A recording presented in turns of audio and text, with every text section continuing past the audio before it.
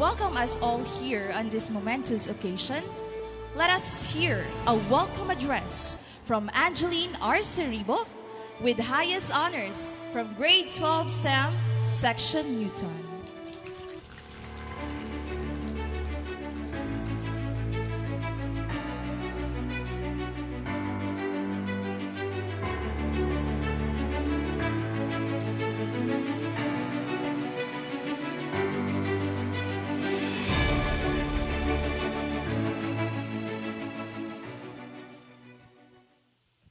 You held your head as a hero in this book page.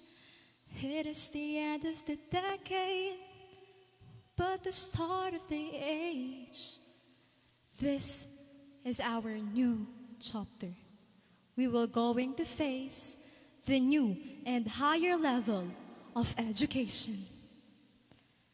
To our respected school principal, Mr. Roel S. Laririt, to our dedicated Public School District Supervisor, Dr. Maria Lourdes P. Rico Hermoso, to our Honorable Barangay Captain, Mr. Armando P. Pejical,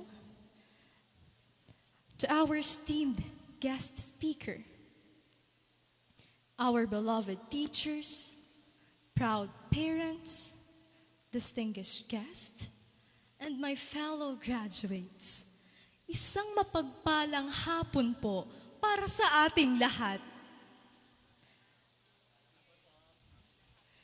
Today, we gather not only to celebrate an ending, but to honor a journey defined by sacrifices, perseverance, and growth. We failed, we stood up, and we tried again. And that is the main reason why we are all here today.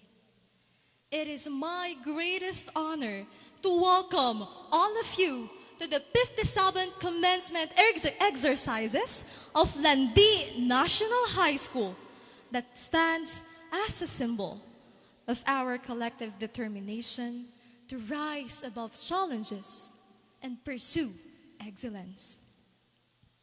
The theme of our commencement, Filipino graduates, prepared to lead with competence and characters, reminds us that success is not measured by the intellect alone. It is defined by how we use our knowledge, our honesty, purpose, and integrity.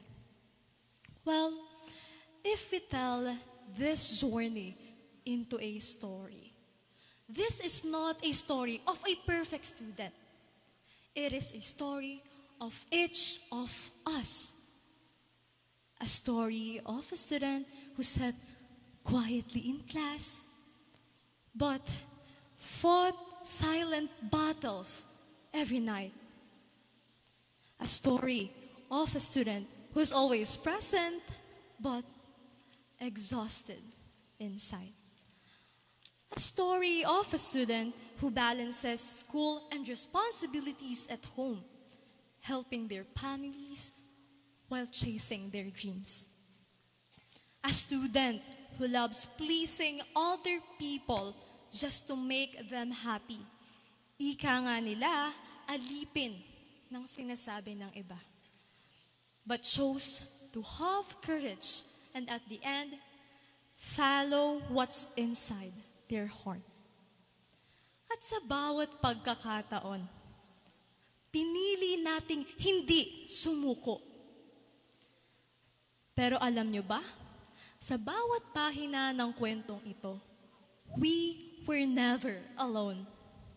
There were simple moments, from cramming deadlines, kasi di ba mahilig tayong magsabi ng may bukas pa naman. From the group works na iisa lang palagi ang gumagawa, pero nakalista lahat sa 1/4 ha. Minsan nagkakatampuhan pa nga. There were laughter-filled days and stressful nights with those people who became our second families. like the Singkamas, Destiny, and the always number one friend group. And syempre, sa lahat ng mga kaibigan ninyo. Sila yung mga taong kasama natin sa magre-review pa ba?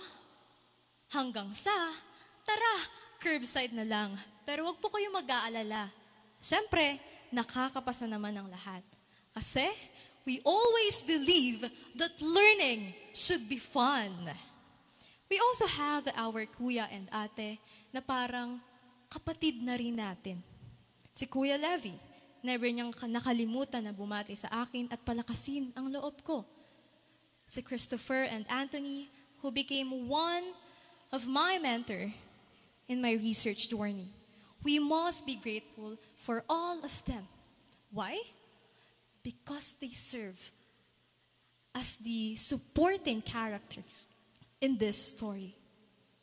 And now, this is the moment of gratitude to our teachers as we welcome all of you.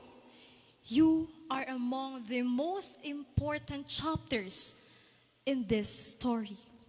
You did not just teach us formula, theories, different lessons in class, but you taught us how to rise after failure, believe in ourselves, and to face life with courage and integrity.